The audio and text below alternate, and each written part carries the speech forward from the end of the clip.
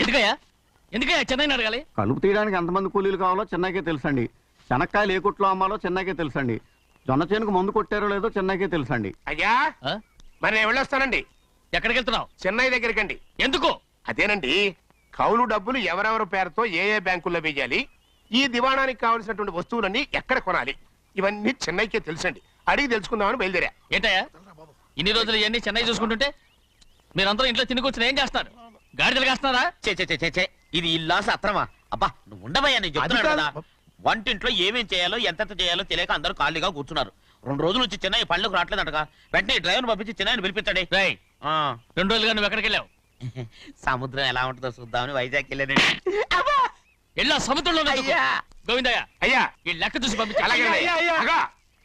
నీకు లెక్క చూసి కదా డబ్బులు ఇవ్వాలి. మరి ముందే అయ్యా అయ్యా అంటూ ముష్టోళ్ళగా చేయి చెప్తావిట్రా. నువ్వు ఎప్పుడు వచ్చావు, నీకు ఎంత ఇవ్వాలి చెప్పు. గుమ్మస్తా మీరా నేనండి. మీకు లెక్కలు తెలియకపోతే వెళ్ళి చెన్నై గారిని అడగండి. ఏంట్రా డబ్బా ఇస్తున్నావా? నన్ను ఉద్యోగం అనేది వెళ్ళిపోమన్నారు కదా. అంటే ఏడుస్తావిట్రా. ఎక్కడికి వెళ్ళాలో ఎలా బతకాలో తెలియక ఏడుస్తుంటా. సరే ఏడో ఒక. ఇప్పుడు మా ఇల్లు చూసుకోవడానికి ఎవరు లేరురా. నా కూతురు కూడా ఇక్కడే పని చేస్తుంది. మరి నువ్వు మా ఇల్లు జాగ్రత్తగా చూసుకుంటావా? అలాగేనండి.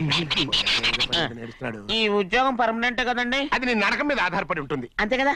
తప్పకండి. ఎలా అదేంట్రా నరాలు తగినట్టు నడుస్తున్నావు? బాలేదా? ఇంకోటి నడుస్తాను. ఎలా? నువ్వు పర్మనెంట్ గా టెంపరవరీయే.